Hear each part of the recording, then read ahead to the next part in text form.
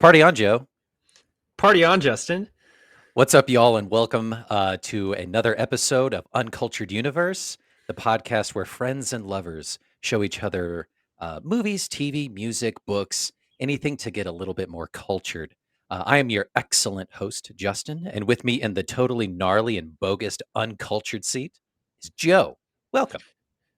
I just want people to know Justin pulled this wig situation on me 30 seconds before we started. Last set. And I looked around for a blonde wig, and we ultimately decided that I would be the Rob Lowe in this situation, even though spiritually I'm Garth in this partnership.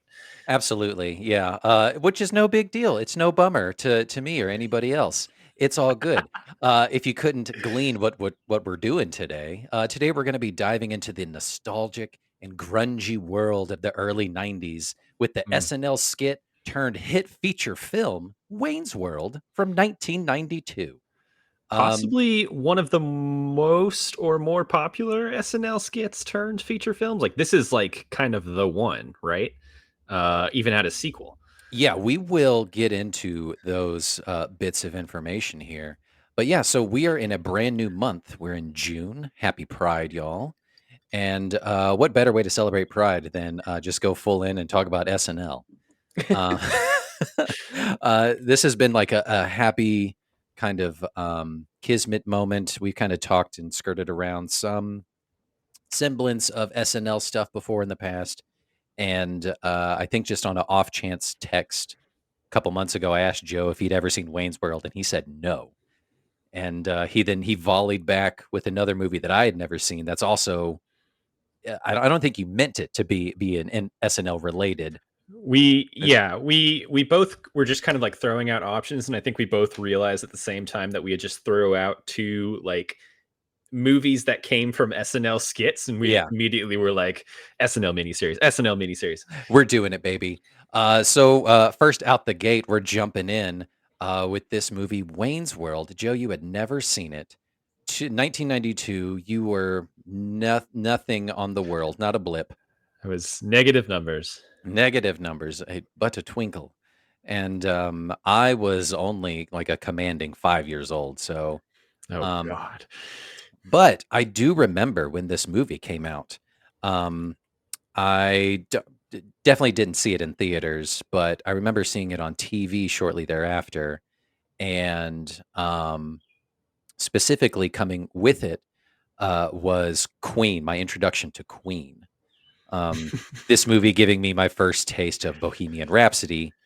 And, a fun little fact is that because of this movie, that song did better than it did when it first hit the charts in 1975.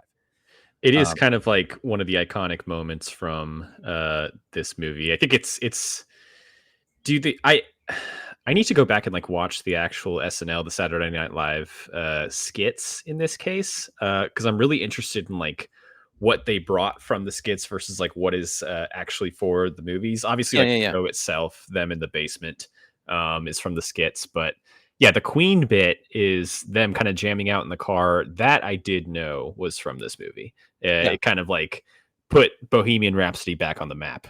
Yeah, let's see what do I have here for that?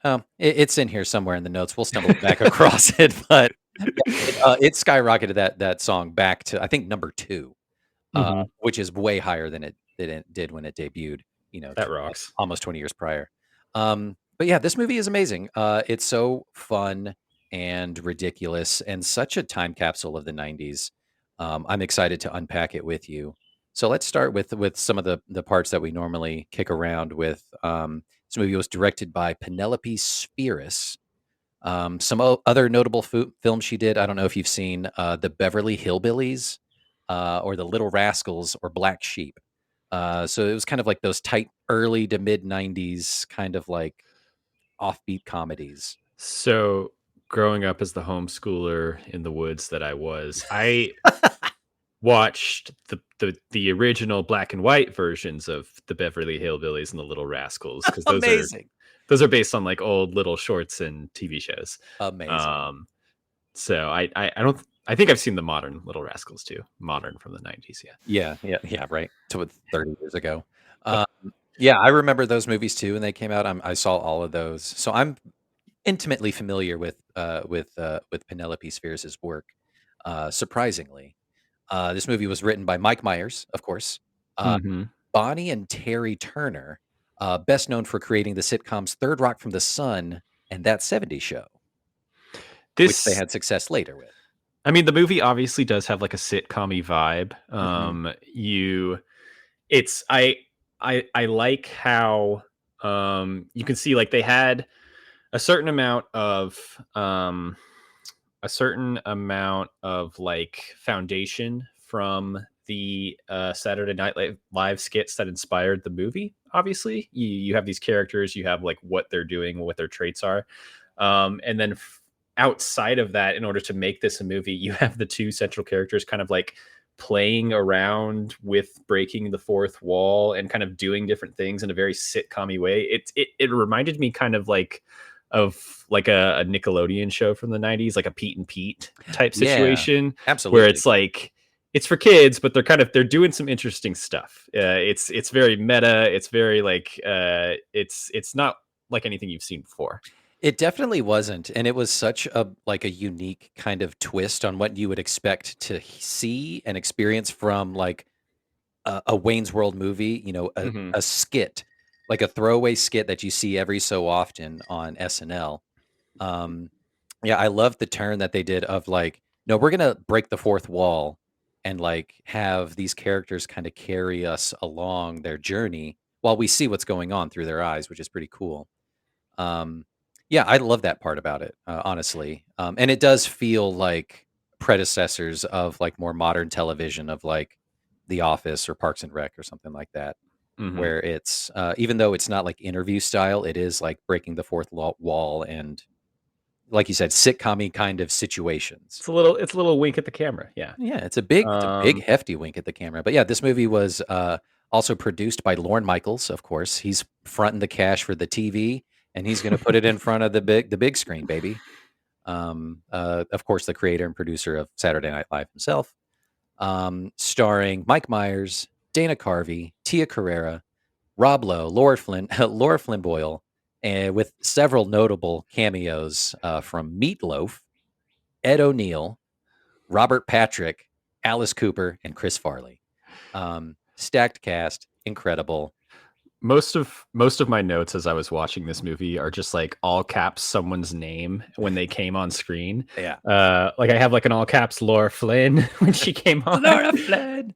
I think I have LOL Ed O'Neill in a couple different spots. His character is so off the rails.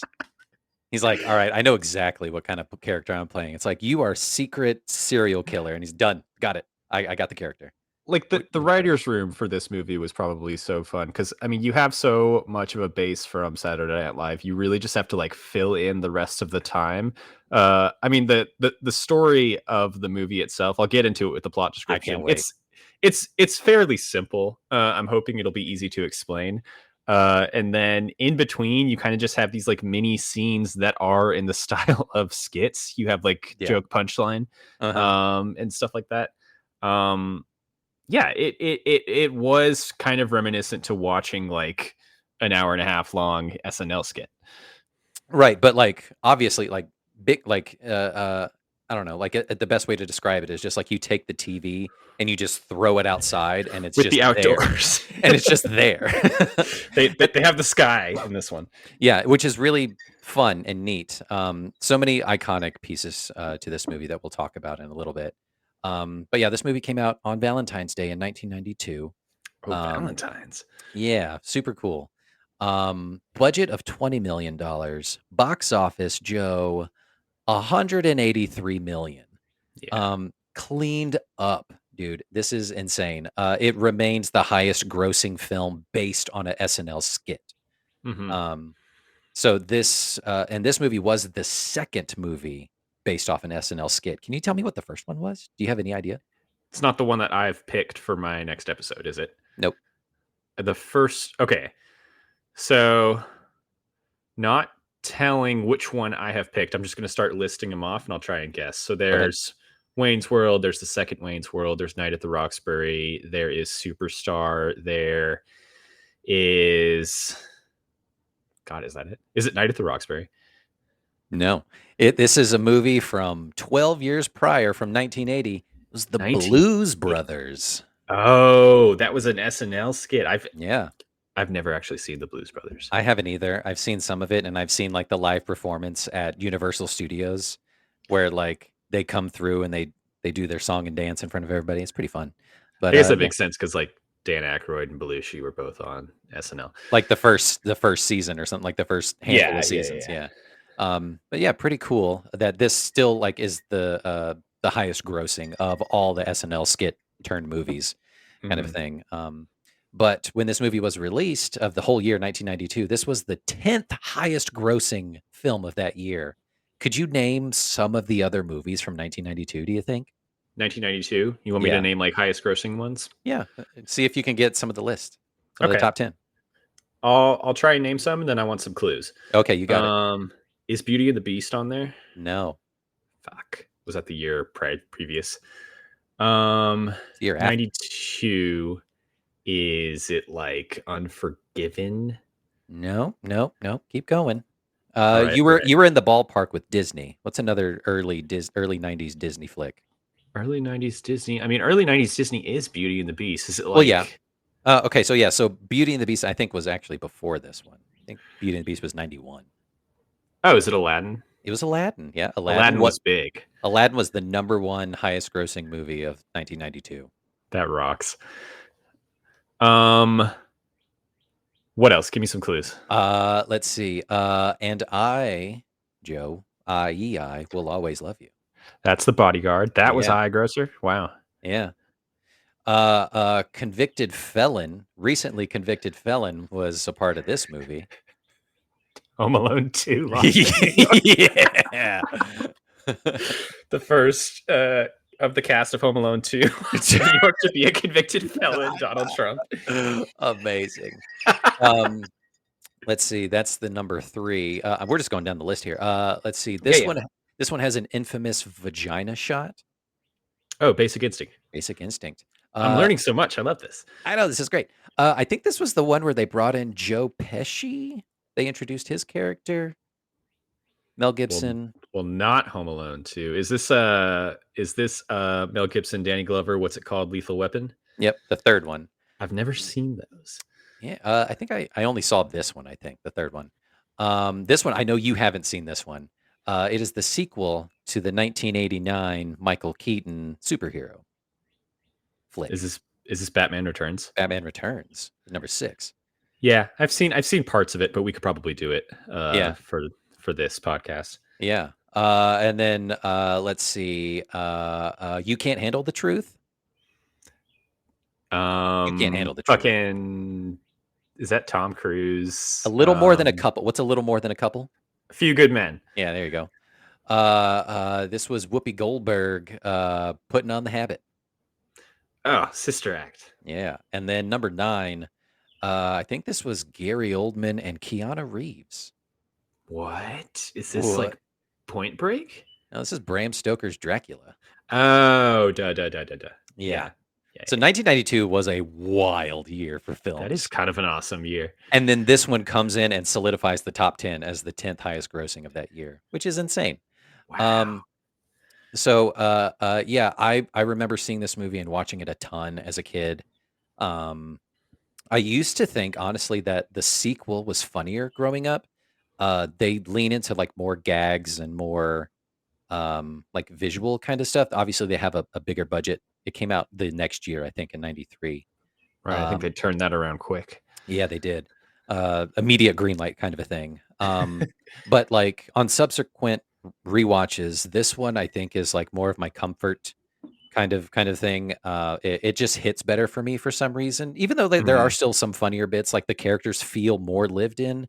They feel more comfortable behind the camera. There's some like awkward bits in this one where it's just like, oh, they're still kind of figuring it out. Well, yeah. it's it's kind of cool how they do it because like the movie itself feels like a movie that these characters would make. I mean, I'll do the plot description in a second. We can talk about like what's the actual concept of this movie. But like these two guys have a public access show that is like kind of weirdly high quality that they run out of their basement. They Yeah. film it with their friends, and it's kind of just like a talk show. Yeah. But And it, they do a bunch of like weird segments. There's like visual gags and stuff, and like early '90s like graphics on the screen. And the movie in general, like outside of the show, has that feeling as well. I mean, there's the moment at the very end where they kind of like Scooby Doo a few different yeah. endings and just keep on like rewinding. And they're like, okay, let's try a happy ending. Let's Yeah. try a super sad ending. Let's try a realistic ending. Yeah. Yeah, that part is so memorable to me of like the apocalyptic ending and the Scooby Doo ending and the super happy mega feel good ending. Um, It just makes you feel like they wanted to like imbue these two characters as like being behind the camera in addition to being in front of the camera too. Like they're kind of like infecting this entire movie. yeah, I like how they don't like they reference the camera, they talk to the camera, and they're like, it's like there's that one point where he's kind of like losing everything, and he's just like, "Oh, I'm sorry, I didn't mean to dump on you." It's like, "Hey, we're cool, we'll figure it out," you know. But it's not like, "Hey, we have a documentary kind of a thing, crew." It's Yeah. just like the camera without a head kind of a thing of just Is there. is it Ed O'Neill who like tries to talk to the camera and they're like, Yeah, it's no, like, no, no, no, no, we only talk to the camera. only me and Garth get to do Yeah. that. When that scene starts, they come in, Ed O'Neill looks at the camera and he does this. And just like, "Hey, over here." And the camera's just like, "Okay, yes, we'll It's follow you." so funny. And then Uh, Garth is always trying to like motion to the camera to like tell it a secret or something. so good. They're so awkward and so like just weird early 20s kids, which is ridiculous. Before we go any further, let's check out this trailer and then you can give me the plot description once you feel the essence of the movie I move gotta let through it you. flow through me. Yeah. Yeah.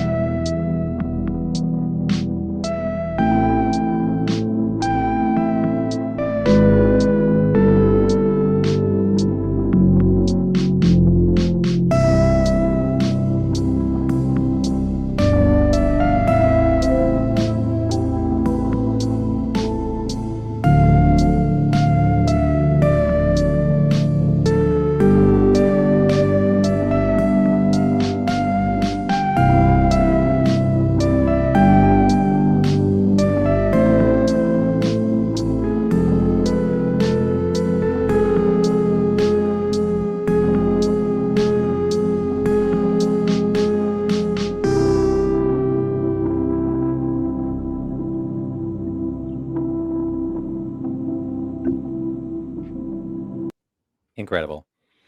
So much fun. Justin, I say it every episode, but you are just like in the bag on these lo-fi. Uh I'm feeling myself with it, you know? yeah.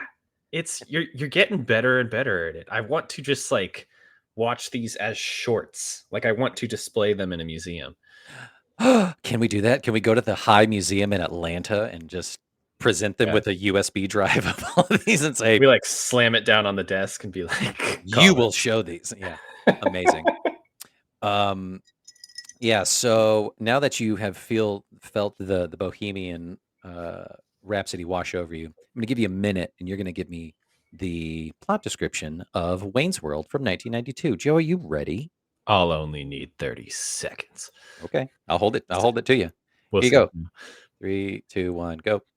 Okay, Wayne's World is about Wayne and Garth. They are two kind of like slacker friends who live in their parents' basement in the middle of Illinois. They run like a public access talk show basically with their friends. This catches the eye of Rob Lowe, who's like this shady businessman. He wants to buy them out and kind of like use them to sell products. This he's like in cahoots with this like arcade person. Basically, they join up with Rob Lowe. They meet Cassandra, who's like a musical act, rock and roll lady. Cassandra and Wayne fall in love. Cassandra also becomes a client of Rob Lowe. Basically, Rob Lowe tries to modernize their show, and they don't like it, and so they get away from Rob Lowe, and they basically get Cassandra on in like onto the radar of like a music producer too? Question mark. Pretty much. And there's kind of a happy ending at the end. It's great. Yeah, that's all you need. Wow, I like I'm gonna I see fell how many apart. times I I'm gonna fell see how apart many in the middle times you there. said Rob Lowe. Yeah, I really got into Rob Lowe. Well, like you said, you are embodying Rob Lowe right now. Got into my Um, own head there. he hasn't aged a day from this movie. He looks the exact same. The exact same. What a character. What a guy. Insane slicked back hair. It like that helmet is ridiculous. But let's talk about that for a second. Let's go into some of the performances of this movie, some of the standouts. I love Rob Lowe's character. He's so skeevy and greasy with obviously yes the slick back hair, not too like a stone's throw away from Patrick Bateman of American Psycho kind of style. Okay, Uh, one of my questions here was, what is Rob Lowe's job? Who does he work for? who do you work for? I think he's kind of like a TV ad exec or Right, something like because that. he like acquires Wayne's World, the show, like he buys them or he buys like the channel that they're on or something.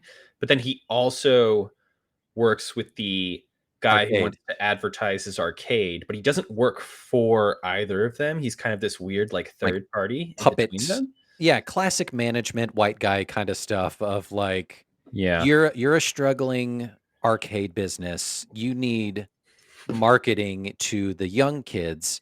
Hmm. Luckily, young kids I mean, it's the exact scene that when Garth finds his daily planner and it's like Thursday, find local cable access show and exploit it.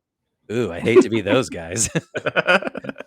And he's essentially just exploiting them for free advertising for this guy. He bought them for cheap kind of a thing, $10,000 maybe. Uh, He's moving stuff around. He's a money guy. he's a mover and shaker. Even Um, though like an arcade wouldn't be the craziest thing to advertise on Wayne's World, it feels like this relationship between the arcade could have businessman worked. and Wayne's World could have worked if Rob Lowe wasn't like an asshole. Yeah, Um, yeah. Because I it think did it did lead to one of or just the laugh out loud moment for me, which kind of came out of nowhere and I wasn't expecting it. It's Garth finally standing up to Rob Lowe's like little assistant guy and trying to convince him to like come over to their side. And Rob Lowe's name is Benjamin, and he goes, "If Benjamin were an ice cream flavor, he'd be pralines and dick." dick. Dick. It's so The good. I way love Dana it. Carvey says Okay, let's talk about Dana Carvey for a second. I think Dana Carvey is the MVP of this movie. yeah. He steals every scene. His line delivery, he's so lived in with this like on the spectrum kind of character, and he's just fucking hilarious. Every scene is laugh out loud with him. Garth Algar, he's like he's a barnacle on Wayne in terms of just like always sticking with Wayne, even though he's he has his own ideas and his own like world that he's living in, but he cannot function without Wayne. He is like the ultimate sidekick in this place. Yeah. Um, Uh, and Dana Carvey, I know, is like prolific on the SNL side of things, but the pretty much the only thing I know him from is Master of Disguise. I'm gonna say it. We watched that so much growing up. I could probably quote it line for line. Even though it's probably unwatchable if I went back now. I know nothing Um, of that movie except for the trailer where he's like a turtle and he's doing the turtle kind of thing, oh and it's god. We absurd. may have to add that to the list. I Master of Disguise is an insane movie. It seems like it. It's that fever pitch mid to early 90s kind of or mid to late 90s, just throw anything at the wall and see what sticks. There was like a comedy special that I watched so much growing up of Dana Carvey's. He had a stand-up special or something on HBO, and I just remember thinking he was so fucking funny. Um, Even though, like, by comparison, Mike Myers had the more successful career, I guess, of just like a actor, performer, that kind of a thing. Well, I mean, those Shrek checks keep clearing. Just keep coming in. Like Those Shrek, aren't going to stop Austin anytime soon. Powers, like those two gravy trains. And then lest we forget his appearance from Inglorious Bastards, which I think is amazing. But yeah, Dana Carvey is a goddamn mastermind in this role. I love that he's just like some kind of like savant when it comes to like computer hacking. That ridiculous graphic of the satellites on his computer is just ridiculous. Yeah, Um, Mike Myers is kind of the quote unquote like more traditionally handsome one of the two. mhm. But Dana Carvey was maybe one of our first like handsome rat men that we're obsessed with these days. Yeah. Like in the culture, how every guy kind of looks like a rodent a little bit, but Correct, they're like correct. hot. Mhm. Um, Hot rat. Dana Carvey, early '90s energy. Hot rat Yeah, energy. I did remember reading that, like, in order to get this skit and movie up and running, Mike Myers had to lean on a little bit more of the star power of Dana Carvey at the time on SNL. He was more arguably the more established, more well-known comedian at the time. Like, infamously, Mike Myers is notorious for, like, being hard to work with, and really. yeah, Oh like no. like a big dick on set kind of a thing, which is heartbreaking in a way. Don't tell Um, me this. I'm gonna, just ridiculous demands and things like that. But like he was reluctant to share the limelight with Dana Carvey because he's like, this is my idea, this is my character, this is my story. But honestly, you need that the yin and yang Yeah, of both of these characters for it to work. this is a story about best friends. Yeah, it really is when you boil it when it comes down to it, Joe. It's a So story about best friends. when it comes down to it, um, I gave that like kind of horrible plot description, but tell me more about like what is the skit that inspired the movie? So the way these like SNL movies typically work is like you have a series of like recurring sketches on Saturday Night Live. We're probably committing crimes calling it a skit versus a sketch. I don't know what the proper name here is. I've seen both Yeah, terms. yeah. We need some improv folks to tell us. Um, you have these like bits on Saturday Night Live where these characters kind of recur, and obviously Wayne's World was part of that. Yeah, And so within the movie, you have segments where they're filming their show, and they have guests on. They have kind of their catchphrases. I imagine that is all the Saturday Night Live bit. Like the yeah. Saturday Night Live is them filming the show. Yeah, there tons of bits and gags from the early skits and everything like that definitely made its way into the film. Like the various off the wall guest appearances of like the local inventor or whatever, or the law enforcement guy and the police chief Yeah. shows up. Crazy musical guests and things like that. Some of the gags of like the extreme close up and like the dream sequence, the diddle-loo, diddle-loo, was a thing. So like they were pretty faithful to like even the layout of Right. the basement and stuff like that. But just like zoomed out and magnified to like put it in a house and put it on a block and put it in a city. Like you have to do when you make these kinds of movies. But yeah, they were pretty faithful to that. The history of like the Wayne character, because this is Mike Myers' brainchild kind of thing. He had been workshopping this character for a long time. Mike Myers, of course, is Canadian, super Canadian guy. Um, he was on several kind of like shows on local access at that time. One called City TV, another one called It's Only Rock and Roll. Hmm. Skit kind of improv type of stuff. And Yeah, that's there where he was were like workshopping this character. there were like essentially versions of SNL in Canada at the time. Yeah. Like I think a lot of folks came out of what was it like SCTV, like Catherine O'Hara and Yeah, folks. yeah, yeah. That and then the Second City kind of Mhm. like merged into there too. But yeah, in there, those two shows is where he was like workshopping this like surfer, slacker, rocker kind of vibe, sort of guy that's just like that, like knows some things, but is just kind of majorly aloof and all about like partying, is like his whole thing.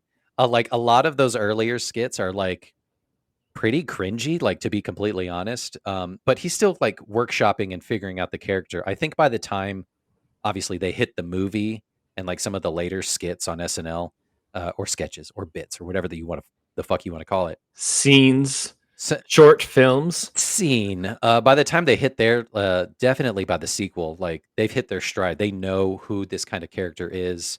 He's more self-aware than, like, he originally lets on, that kinda stuff. Smarter than he appears, that kind of a thing.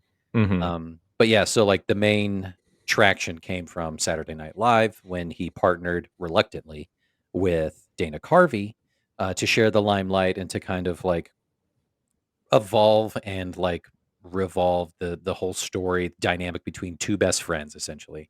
That kind of a thing. But yeah, there were 19, I think, total sketches from 1989 to 1994. Um, which isn't really a lot when you think about it, I think. Um, But, there was another appearance in 2011 when Dana Carvey came back to host, so that makes 20. And then the last appearance that I could find was from 2015 during the SNL 40th anniversary show, um, Mhm. which is pretty cool. So 21 in total Wayne's World sketches, which is It's like pretty a cool. movie in and of itself. And then and yeah, right, and then 2 movies. I think they've had, like, various appearances on, like, award shows and things like that, which is pretty cool. But, yeah, Yeah, that's kind of the long and short of the history of this. I like how well developed the characters and their relationships are in this movie. It it kind of made me think of Napoleon Dynamite in terms of like here's a slice of small town American life, and here's these like weird people we're gonna be sticking around with. But I also liked how like Wayne and Garth are kind of slackers. They don't really have jobs. They live in their parents' basements. They're doing this cable access show, but they're not like unpopular. They're within their circles. They're kind of like revered, and they have like a ton of friends. They just want to kind of party, and they have passions and they have ambitions. It's more Yeah. a story about these two guys who just like don't fit into social norms in a way. Yeah, like, they have their local famous. They're, Mhm. hyper, anywhere they go to their local bar or their local, like, metal venue, or whatever, and everybody recognizes them. They go to the Stan Mikita's Donuts place, and everybody knows who they are, which is pretty cool, right? And that's like a very it fits for these like they're supposed to be like their early 20s, and that's like when you're supposed to be kind of like figuring yourself out, your place in the world, that kind of thing. So yeah, I love that you caught on to that of like they have these bigger ambitions, they have these goals in mind, um, but it's like it's attainable goals. It's not like I want to be on a billboard and famous and all this kind of stuff. It's like, no, like I want that guitar and I want to do this show full time and get paid for it. It's really cool. They're like immature and gross, but in like a weirdly like pure kind of way. There's like a Yeah. I wrote down a phrase. I don't know if it makes any sense, but I was like the 90s, a time of noble horniness. Like he Yeah. like they're making like boner jokes. But It's he's like cute. It's also cute boner jokes. he's also like very much wanting to make it work with Cassandra, and he's like revering her in a way, and it's I thought it was like an interest the movie holds an interesting place in kind of like the spectrum of some movies that we've talked about, like this movie and something like Can't Hardly Wait, and then Mm. getting more into like the 2000s 2010s. It's like you have these like quote unquote raunchy comedies, And as you move from the 80s to the 90s to the 2000s, like more and more folks are allowed to be like in on the joke, you Yeah. know? And so you get something like Wayne's World where it's like, okay, the slackers, they're not like super like pretty boys or like classic heroes or anything like that, but they're having a good time. They're making these boner jokes. And then you get more into like Tu Wong Fu, which we've covered before, where it's like we're bringing in like homosexuality and queer culture as part of this kind of like raunch element, and then you get more into like um Can't Hardly Wait, where it's these younger characters, but the not necessarily Jennifer Love Hewitt, but like some of the female characters have more of like a voice Yeah. in that level of like teen raunchiness. I don't know. It holds a kind of an interesting place in that spectrum. Yeah, it's unique, right? It's I see it as like Canadian gentlemanly, like gentle crude comedy kind of a thing, instead Right. of like commenting directly about, the object of your affections, like body or whatever. You just like make a noise and you say schwing, and like you get it, right? But It without being too graphic. I mean, it's summed up in like the segment of their show where they're basically like saluting babes. They'll just talk through like babes in pop culture, like uh who's the model that they're Oh, talking about? Claudia Schiffer. Yeah. Claudia Schiffer, where you're like, okay, like it's these two guys like making boner jokes about Claudia Schiffer, but then you're also kind of like, yeah, Claudia Schiffer is a babe. Like, go Claudia Schiffer. Like they are fully in support of Claudia Schiffer here. Yeah, if you try to do that kind of movie like in the late 2010s, that kind of a thing, or mid 2010s, kind of like, and I'll circle back around to it, of like the era when they did Superbad. Hmm. um like the raunch would be turned up a lot more, and Hmm. it wouldn't be as subtle and as gentlemanly Right. as this is. So like I equate this movie to kind of to Superbad in a way, where it is about two guys, unconventional attraction, that kind of a thing, or attractiveness, and they're just two buds trying to figure out their way in the world.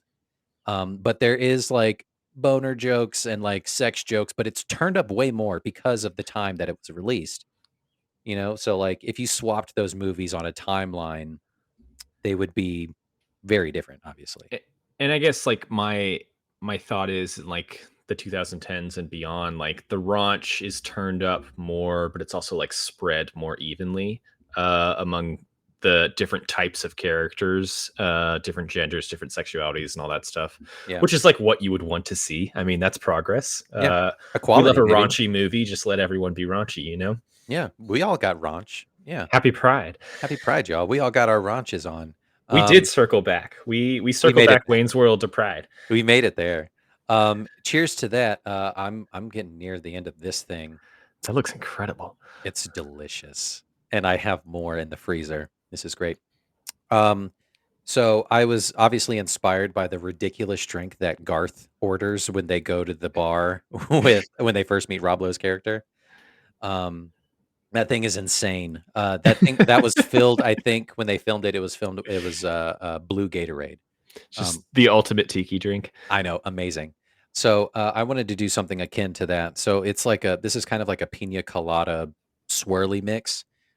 It's like half pina colada, half like blue curacao rum. It's very rummy. It's very good. But Nice. I'm calling it the Wayne Swirled. Oh, Uh, that's smart. so it's like a white and blue kind of swirly frozen drink, and it's fucking delicious. Oh, Cheers. wow. Yeah. Looks like Justin's eating blue paste. But it's cold and it's delicious, and it goes down the gullet real nice. Um, What do you got? I got a little drink here. It's kind of a take on the Negroni. Mm. And I named it after one of the bits that happened in this movie. So there's a point in the movie where Rob Lowe has kind of started to finance them, and so Wayne and Garth and their crew of buds who do the cameras are in this like major production studio, and they're trying to figure out the concept of like 5, 4, 3, 2, 1, except you don't say the two and the one. Yeah. And like there's so much back and forth around like, why does the two and the one not get said? How many times do we have to practice this? You And then just don't. like Wayne and Garth like can't get it. And so what I'm calling this drink is a 5-4-3, because that's ultimately what we land on here. It is 5 parts gin, 4 Oh, parts Campari, 3 parts vermouth. amazing. That's Thank you. genius. Yeah, I love that bit so much. I don't think the 3, like, crew characters, or maybe some of them do, but I don't think all of them come back for the sequel, which sucks, because I think Oh, they're really fun. They're kind of like nice background pieces. They just kind of fill out the vibe of just, like, slacker dudes hanging out. You know that they all, like, work on probably work in the same restaurant as line cooks, kind of a thing, just chilling, hanging out, and then they do this TV show full time. so what can you tell me about the sequel? So like Wayne's World, the movie that we have watched, kind of ends pretty successfully. Like Wayne's got the girl, they're in the basement, and they're basically just like, hey, we're not going to sell out to the man. We're just going to keep producing this show, Yeah, make it art. Where do they go in the sequel? Is it Wayne's World takes Europe or something like that? it's pretty wild. I'm pretty sure Oh yeah, yeah, yeah. He wants to marry Cassandra. That's right. So they're still together. Tia Um, Carrera comes back. Tia Carrera definitely comes back. That They rocks. finally like move out of his parents' basement, or he moves out of his parents' basement, and they have like this super rad loft. They're still doing Wayne's World full time. But then this is going to sound so wild. He gets a vision, like dream. He gets visited by the ghost of Jim Morrison in his dream in a desert. And Jim Morrison wants him to put on a concert akin to like Woodstock. Um, Okay. and the whole premise of the movie is them trying to put on this giant concert in Aurora, Illinois, this like backwoods thing, this giant, and like the whole thing is like you just book the bands and they'll show up and then all the people will come. And it's just the hilarity that ensues there. The villain is Christopher Walken. It's a good time. It's a really That's good time. that's kind of perfect. Is it more like musical as a movie then? Like is it more about like them playing music instead of like producing the show? It's less about the show and more about like how do we put on this concert kind of a thing. They Yeah. have to go find an old roadie overseas. Chris Farley's character comes back. It's a good time. It's a good time. I think the We'll Wayne's World movies and SNL skits are essentially about like everything it takes to produce something Yeah. that is reasonably high quality. It's about project management. At the deep, yeah, in the deep, deep, deep layers, yeah. This movie is all about project management. It's about optimization, synchronization. It's Uh, uh, about SEO. yep, you got to get the Um, SEM rush on it. yeah, Confluence, Atlassian, all of it. You got to connect the dots there. Um, this movie spawned several pop culture phrases, Joe. Were you aware of that? That this movie held such power, like in conjunction with the skit, the power of the skit, um, from SNL. Like this movie, like launched so many phrases into the I lexicon. I know Schwing. I know not. No. I know we're not worthy. That's like a big Wayne's World thing, Mm-mm. right? When they meet Yeah, Alice Cooper. yeah. Oh my I god, we'll I come back was to Alice Cooper. actually I was shocked though at a one moment. Is this the first time that's what she said was used? Yes, yes. Get out of here. Get right out of town. No, Is is yeah. Michael Scott on The Office then referencing Wayne's World when he first starts doing that? I mean, Michael Scott, fucking, Ti Steve Carell. Steve Carell famously, um, I think he swam in circles of, like, those comedy pools, SNL adjacent, yeah. SNL adjacent, Upright Citizens Brigade or Second City, that kinda stuff. He worked with like Colbert a lot, I think. Yeah, yeah, so I don't it's not far flung, to say that, like, he was a fan of Mike Myers comedy or SNL and that kinda stuff, so it could be a reference, like and honestly, so, like, one of Michael Scott's famous things is, where he writes on the whiteboard of, "You miss 100% of the shots you don't take, Wayne Gretzky, Michael Scott." Um, Wayne Gretzky, I believe, is the main influence behind Wayne Campbell, um, which is They do have a scene where they're like playing street hockey for a Mhm. second, which I was like, huh, interesting. Yeah, which I remember playing street hockey like that growing up too, where you Yeah. had a shitty net and you used the balls in the street and, you would just run on your shoes. It's amazing. So much fun. Yeah, the grunge aesthetic is strong in this movie. It's the white light wash jeans with holes Hmm. at the knees, tie-dye band shirts, and lots of flannel and denim. The looks on this movie are dynamite. This is a rock and roll movie. This is a heavy metal movie. Let's talk a little Tia for a second. Tia Carrere is Tia awesome in Carrere this movie. Tia Carrere is great. Those are her original vocals on the songs that she's singing that I was showed up on the wondering. soundtrack. Yeah, those are Um, hers, which is great. I know Tia Carrera as the voice of Nani, so she's the older sister in Lilo and Stitch, which we will watch at some point because you have not seen Lilo and Stitch, right? I haven't, but did you know that they did like a series Yeah, on Disney? yeah. Jeannie loves that, so we've watched that several times. You've watched Um, that, yeah, but you haven't but watched the original movie. no, I Just tried watching done. it on a plane to Orlando, but I couldn't get into it, and I just changed the movie last second to something else. Okay. Well, I'm Yeah, gonna yeah, okay, sit you down, and we're gonna get into it. okay, great. But yeah, I didn't know that. That's pretty fun. Yeah, she's great in this movie. I think I was trying to think like if we really had to sit down and be like, okay, uncultured universe, Wayne's World, like who are the roles that we're playing? Who's the Wayne, who's the Garth? And then I was like, wait, who's the Cassandra if we're talking like Ryan as kind of the unofficial third host here? Mm. And I don't mean to say like Ryan is the Cassandra in this case, because I was almost thinking like on the episodes that she is on, Ryan, famously your wife, is kind of the Wayne in this situation. I could see you as the Garth, which leaves me as the Cassandra. What are your thoughts here? That is amazing. That is a great read. She does, command a space and Hmm. that kind of a thing. And I think you would look great in like a lingerie red top playing a Yeah, bass. yeah. This is great. Listeners, please comment on all of our social media platforms who you think is who Yeah. between Wayne, Garth, and Cassandra here. And then also hashtag Joe put it on. Put it on would be hilarious. Famous, well, not even famously. We'll put it on the socials. One year for Dragon Con, Ryan and I went as Wayne and Garth. That's why I have this wig and hat. Oh, that rocks. You Yeah. are like wearing the hell out of that wig, by the way. Oh, It's like thanks. it's part of you now. Yeah, like it once my hair would stop growing out, it'll grow down. Like the weight will take it down, and it'll just naturally do this. Is that what One day. happens when your hair grows out? Oh yeah, when my hair grows out, it grows out. It grows this way. I It's think mine does yeah. that too. Yeah, mine just gets like really tall, and then like Once it if I shampoo it at all, it gains like a foot of height. It's kind of yeah. weird. Yeah, you gotta let it just weigh itself down, let gravity do its thing, baby.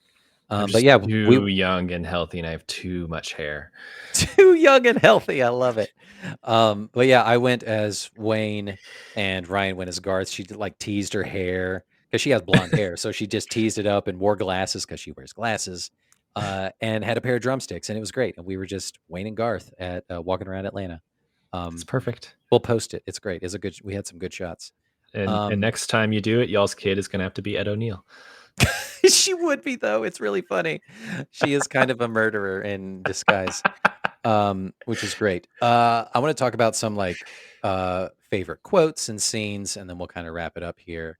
Let's get into Um, it. I said we'd come back around to Alice Cooper, that, even though he is problematic in and of himself, Alice Cooper is a garbage man. Is he Garbage really? He sucks, yeah, he's one of those, like, from the '80s, '70s, like, glam rock scene who has been outspoken on the trans space, Oh, and it's come on, like, Alice. "Motherfucker, you were wearing makeup and dressing like a chick in the '70s and '80s. Fuck you. We don't want to You're" get into like name determinism or anything like that, but your name is Alice. Like, let's start Right. there. Let's just start there. But regardless of terribleness and, garbage person levels he's reached now. That scene still fucking kills me when they finally go backstage, Wayne and Garth, and they're like, "Hey, is this cool? Can we come hang out?" And he's just like waxing poetic. And it's like, "Hey, do you come to Milwaukee often?" And he's like, "Well, Milwaukee has had its share of visitors." And the whole back and forth about like Milwaukee being an Algonquin word for the good land, and uh, I think of the phrase so often where he's talking to his guitarist, and his guitarist is like, "Well, hang on, isn't Milwaukee, a native name?" And he's like, "Yes, Pete, it is." It's so I fucking funny. I did love the back and forth there about Milwaukee. It also did feel like an SNL episode with a celebrity guest, like how you would have like Right. Alice Cooper come into a Wayne's World skit and then just suddenly be spitting facts about Milwaukee. Yeah, and then immediately Wayne goes, "Does this guy know how to party or what?" Uh, Another one of my favorite quotes ever is so first of all, Laura Flynn Boyle as the insane ex-girlfriend, who can't take a hint, is so Mhm. hilarious. Like her, like physical comedy in this movie is great. The This is like fresh off of or right in the middle of Twin Peaks, yeah? Yeah, I think just before they did a Fire Walk with Me movie, Okay. so she's riding high on the coattails of that, which is great. But she gives him a gun rack as a present, and he goes like, "I don't even own a gun, let alone many guns that would Oh my necessitate god. an entire rack." Justin, I almost wrote that down. How he says "a I, gun" in I that scene. I was like, we need to talk about know. this. I say the word "a" like that on purpose so many times because of I this don't movie, and even it's so own a a gun. gun. Like, it's so funny. I love it. Um, did you catch Rob Lowe's iconic literally I phrase? did. I Love did. it. So he's bringing that to Chris Traeger in Parks and Rec. Yep, I love it. God, Wayne's World is just so foundational to like so many bits of comedy in the It really 2000s is. now. It really, really is. Both you and I know there's no film in this camera, and that's such just a good gaggy bit of just, like, opening the camera and the film just spools out. It's so fucking great. Um, of course, I love, Cream of Some Young Guy. Um, Fucking hilarious. And then, yeah, we already talked about the Ed O'Neill stuff of just being this deranged psycho killer, hiding in plain sight. Did you scream out loud when Robert Patrick shows up as the T-1000? Oh, the T-1000. This must have been like prime time for that, like right as Judgment Day is out, right? Like that's Still 92, riding right? high. Judgment Day was 91. So 91. it's like within the year of that Yeah. movie coming out that they got Robert Patrick to be like, "Hey, can you just do this bit thing real quick?" Lauren was like, "Weird. We have an extra 100K in the budget right now. Who can we Yeah, get? what are we gonna do? Who can we Let's get? have a random scene with Robert Patrick." Yeah. Super great. I fucking love it. Uh, Um, there yeah, what else you got? Yeah, I'm kind of just like combing through my notes. There were like some stupid moments that I just laughed out loud at. There's a moment where um Wayne and Cassandra are like meeting for the first time. They're up on the rooftop, they're flirting. And then it's revealed that like he's like, "Yeah, I learned a little Cantonese for you," because she is Cantonese. And so they start speaking in Cantonese and they have like a conversation that is subtitled that becomes like more and more detailed. Like he's saying these like insanely detailed things in Cantonese, like it's nothing. I And then know. there's a moment, the recognition that Wayne has of subtitles in this movie is so funny. Yeah. There's a moment where like he says like something that's like 3 words long and the Mhm. subtitles just like keep on And going he's just and like, going and going, and I was like, "Oh, this is such classic 90s, but I love it." it really um is. and then back to like the Milwaukee part there. I was a little confused and I didn't look this up, but when they first arrive in Milwaukee, the reason they're in Milwaukee is like they have tickets to this Alice Cooper Yeah, yeah, concert. yeah. That's when they meet Alice Cooper.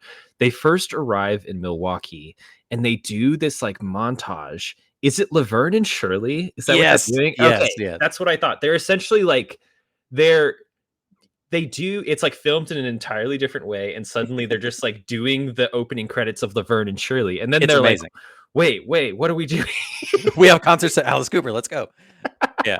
It's so funny. Yeah, and Garth is Laverne, because he has the smock with the L on it. It's so great. they're they're in like a factory in like overalls and stuff. Yeah, it's such a it that is such a SNL thing to, like, mock an older TV show or something, like, shot for shot. I love it. Hmm. It's so funny. Oh, Uh, fantastic. yeah, a couple other fun facts, and then we'll round out here. That's actually Dana Carvey playing the drums in the music store. Dana Carvey can play drums. He's a drummer, That rocks. which is great. So fun. This was Mike Myers' feature film debut. This is the first time he was on the big screen. And Bohemian Rhapsody was almost Welcome to the Jungle. Lorne Michaels said he wanted Oh, something more current, not a it, song from 20 years ago. oh, it's so much better as Bohemian Rhapsody. And Mike Myers fought him on it. He said, "I'm going to walk if we don't put this song in this movie." So they fought back and forth. But turns out filming that scene was a pain in the ass anyway, because they made him do it over and over again. That's why Mike Myers is headbanging like this, because his neck hurts so bad. Oh my He was going god, so hard in previous takes that they didn't get. That's why he's kind of headbanging in an awkward way, but super great. And Justin, I remember headbanging to this song, to Bohemian Rhapsody, with my dad in the car, and it's great. Like, that because of this rocks. movie. Because of this movie. Just a generation of kids and their fathers rocking out to Wayne's World. I love it. I love it. It's what you do. It also Uh, has to be said. There's a scene in this movie where they're talking about like Wayne and Garth selling out and succumbing to product placement, and they keep saying like they won't do it as they're advertising like different products, and the way like they literally like are using a different camera lens and it looks like an advertisement for like McDonald's in the 90s, and they're it's doing so like good. Pepsi and Doritos and Reebok. Oh, I was laughing. That one's so good. The first one of just like, I won't bend to any advertiser, and then he opens up the pizza box of Pizza Hut, and it's just like, I love what they're doing here. And then It's the cap choice of a generation. yeah, and then capping off with Garth in the head to toe Reebok gear, which is so good. I love it. This movie is so iconic and so great and beloved by many. I think it transcends the SNL space, the SNL shtick of some of the other films that got turned into feature length based off skits. Um, it holds a special place in my heart just because of like the type of movie it is and the type of humor it is. Of course, the rock and roll nature about it and all that kind of stuff. I love this movie, and I'm so glad you got to experience it. Any other last minute stuff you got before we jump into Endgame? It's such a Justin movie. It is. I was pleasantly surprised by how like I don't know, like good natured it is. It's not like punching down as Yeah. much in any areas like you think it would. Um, I don't know. I I'm interested in checking out the sequel at this point. Yeah, we're gonna come back and we're gonna revisit this movie, the Wayne's World 2. We're gonna come back. We're gonna watch Scream 2 at some day. We're gonna have Uh, to spend like 6 months just like watching watching adjacent sequels. movies to all of the movies that we've covered, just to kind Yeah, of catch up. and then we'll watch A Family's Stone. We'll watch the sequel to that one, where we meet Sarah Jessica Parker's family, which will be great and hilarious. Uh, The and then Family Stones. the Family Stone. That's great. Cool. So we're gonna shift gears and jump right into Endgame here, Joe. I hope you are ready. Never am.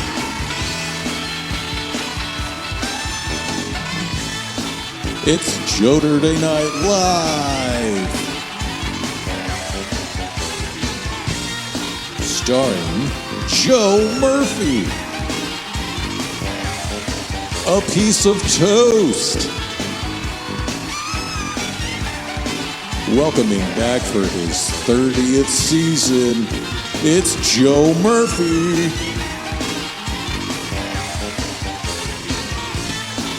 And here's your host, Joe Murphy.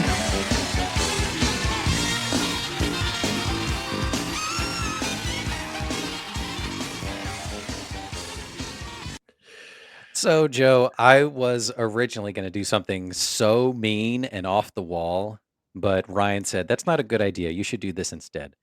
I was going to make you like do an SNL opening monologue off the top of your head and take you It, through SNL skits? it'd be okay. I could pull it off. It might not be enjoyable for everyone. But ultimately, we're going to do something else. Um, here's the layout and the only rules I'm going to give you. Joe, your buzz-in word is schwing. Your Okay. buzz-in word is schwing. Feel free to buzz in with your word whenever you'd like. Are we doing like an improv thing? Let's get started. Joe, when I was debating doing this movie for the podcast, I was a little uncertain at first. But after a while, I said to myself, just do it. I mean, there's nothing holding me back. This is our podcast. We can do whatever we want. No rules, just right. Now, you may be thinking to yourself, give me a break. Give me a break, Justin. This was a fun movie. You chose well. To which I would say, thank you, Joe. With me, you're in good hands. N- th- Okay. Okay. Now, I do truly love this movie and love what the director, Penelope Spheris, did with the subject matter. Maybe she's born with it. Who knows? But bottom line is, this movie for me is just so finger licking good. Schwing. Yeah, go ahead. Justin, one thing I can really appreciate when we're making a show like this is that your audio comes through crystal clear in these Bose headphones that I have. Bose noise canceling headphones. Now available on Amazon.com. I just Alexa, wanted to order I Bose just wanted headphones. to I just wanted to let you know that. Oh, great, great, good.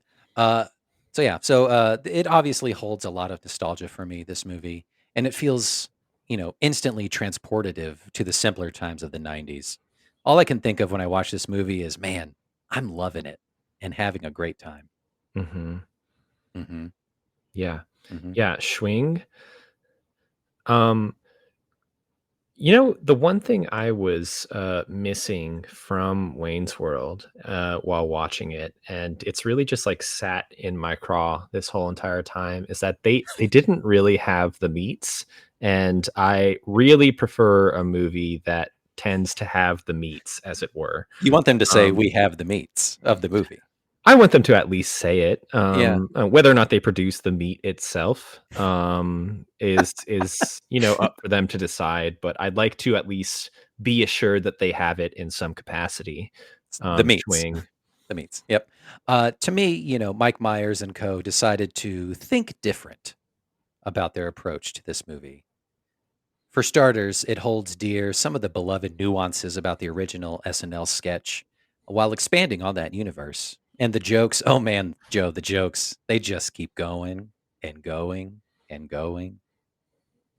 Now, Schwing. mm, Yeah, I'm just really glad, like Wayne and Garth in Wayne's World, like you and I could team up in an Atlassian sense to really talk through this. yeah, that's right. You're absolutely right.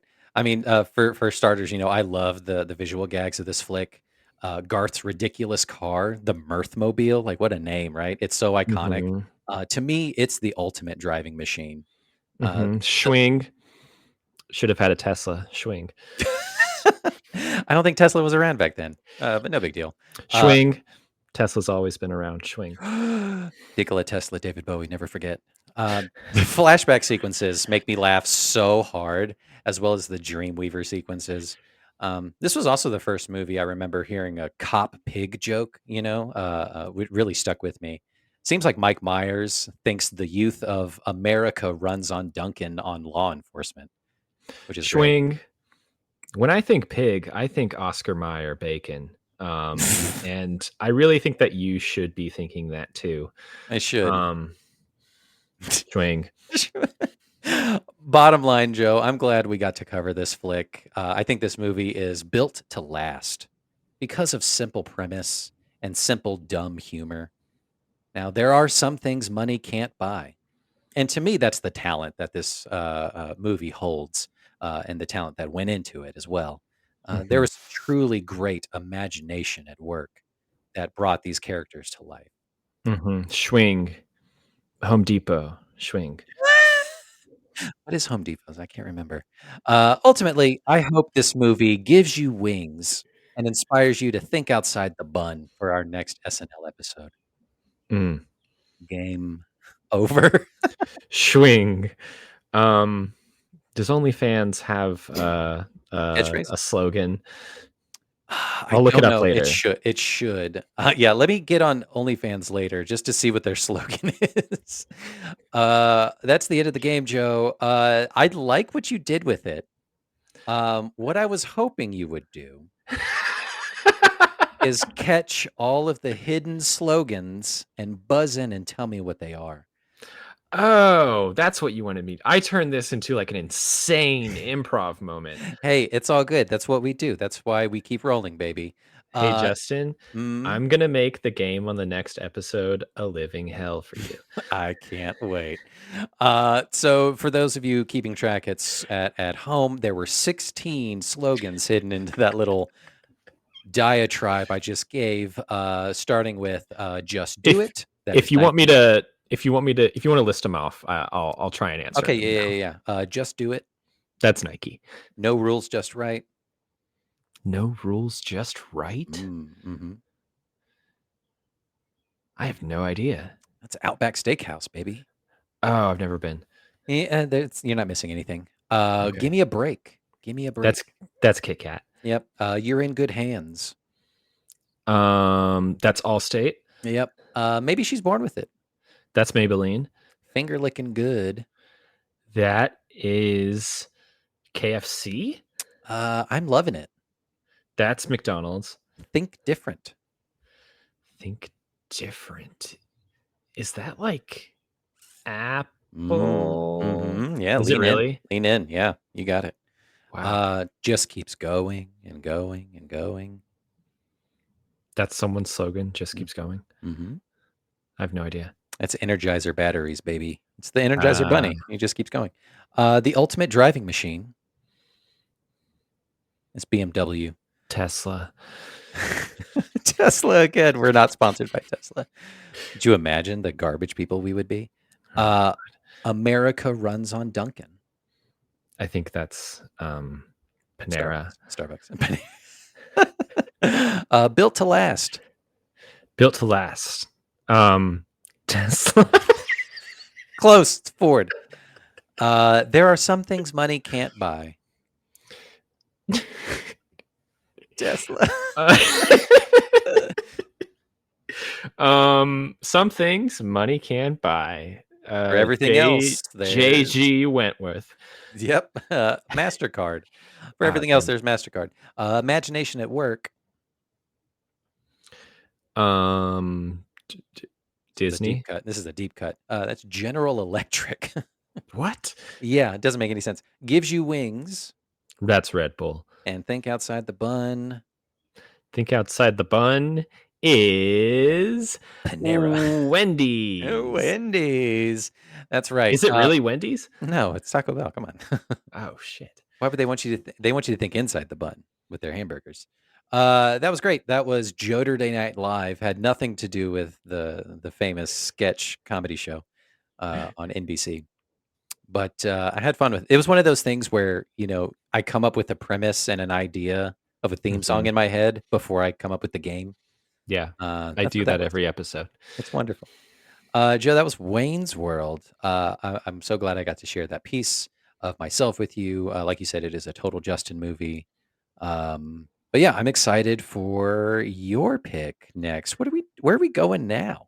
So, if people couldn't guess, part of my culture that I will be sharing with Justin in our next episode, closing off our Saturday Night Live miniseries, is the movie Superstar.